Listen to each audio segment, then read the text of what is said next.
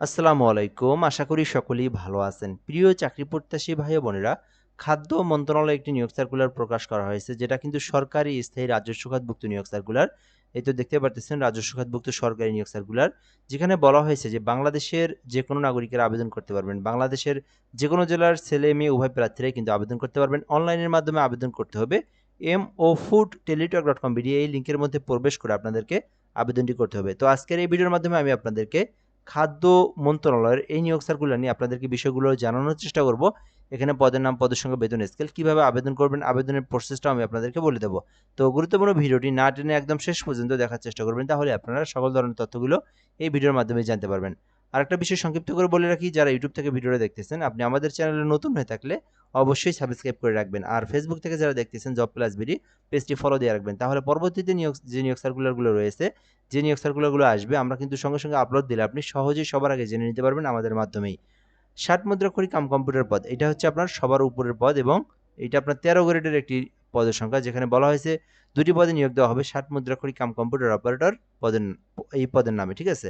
আর এখানে শিক্ষাগত যোগ্যতা চাওয়া হয়েছে কোনো স্বীকৃতি বিশ্ববিদ্যালয় হইতে স্নাতক অথবা ডিগ্রি, অর্থাৎ অনার্স পাস অথবা ডিগ্রি পাস, তাহলে আবেদন করতে পারবেন। আর 60 মুদ্রাক্ষরিক কম্পিউটারে আবেদন করতে আপনার সবথেকে গুরুত্বপূর্ণ বিষয় হচ্ছে শিক্ষাগত যোগ্যতার পাশাপাশি কম্পিউটার টাইপের স্পিড, কম্পিউটার সম্পর্কে বেসিক ধারণা থাকতে হবে, এবং কম্পিউটার টাইপের গতি ভালো থাকতে হবে। 60 মুদ্রাক্ষরিকের টাইপের গতি হচ্ছে আপনাকে 70 শব্দ বাংলায়, ইংরেজিতে এবং বাংলায় 45 শব্দ, এটা যদি আপনার থাকে তাহলে আপনি আবেদন করতে পারবেন। এছাড়াও 2 নম্বর পদের নাম অফিস সহকারী কম্পিউটার মুদ্রাক্ষরিক, 16 গ্রেডের একটি পদ রয়েছে। এখানে বলা হয়েছে উচ্চ মাধ্যমিক সার্টিফিকেট থাকতে হবে, অর্থাৎ এইচএসসি পাস করেছেন যারা, তারা কিন্তু অফিস সহকারী কম্পিউটার মুদ্রাক্ষরিকে আবেদন করতে পারবেন। এছাড়াও দেখবেন অফিস সহায়ক রয়েছে 20তম গ্রেডের মধ্যে 15টি পদ রয়েছে। এটা কিন্তু মোটামুটি অনেক বড় একটি পদ, যেখানে মোট 15টি পদ রয়েছে। শুধুমাত্র এসএসসি পাস করে আবেদন করা যাবে, আলাদা কোনো অভিজ্ঞতার প্রয়োজন নাই, কোনো কিছুরই প্রয়োজন নেই। যারা এসএসসি পাস করেছেন, এইচএসসি পাস করেছেন, অনার্স ডিগ্রি যারা পাস করেছেন, আপনারা কিন্তু অফিস সহায়ক পদ 20তম গ্রেডে আবেদন করতে পারবেন। তো আপনি এখানকার মধ্যে যে পদে চাচ্ছেন আপনি চাইলে আবেদন করতে পারবেন। আবেদন করতে যে বিষয়টা গুরুত্বপূর্ণ, বয়স থাকতে হবে 18 হতে 32 বছরের মধ্যে, তাহলে আপনি আবেদনটি করতে পারবেন। এরপরে বিষয় হচ্ছে আবেদনটি কিভাবে করবেন সেই প্রসেসটা বলে দিচ্ছি। আবেদনটির সময়সীমা থাকবে 28শে জুন পর্যন্ত, অর্থাৎ এই আবেদনটি কিন্তু বর্তমানে চলমান রয়েছে পুরো জুন মাসের শেষের দিক পর্যন্ত, 28 তারিখ পর্যন্ত করতে পারবেন, 28 তারিখ বিকাল 5 ঘটিকা পর্যন্ত।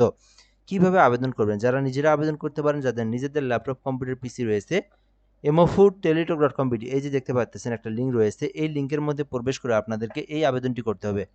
mofoodteletalk.com লিখলেই আপনার সামনে একটা ফর্ম চলে আসবে। ওই ফর্মের মধ্যে সকল তথ্য দিয়ে, ছবি স্বাক্ষর দিয়ে আপনার আবেদনটা সম্পূর্ণ করতে হবে। এরপরে পরবর্তী স্টেপ হচ্ছে আপনাদেরকে যে পদে আবেদন করবেন সেই সমপরিমাণ টাকা রিচার্জ করে আপনাকে আবেদনটার পেমেন্ট করা। তো এখানে বলা হয়েছে কেউ যদি 1 এবং 2 নম্বর কর্মীকে আবেদন করে থাকে, তাকে 112 টাকা জমা দিতে হবে। অফিস সহায়ক নিচে যে পদটা রয়েছে ওইটাতে আবেদন করলে 56 টাকা সরকারি ফি জমা দিতে হবে।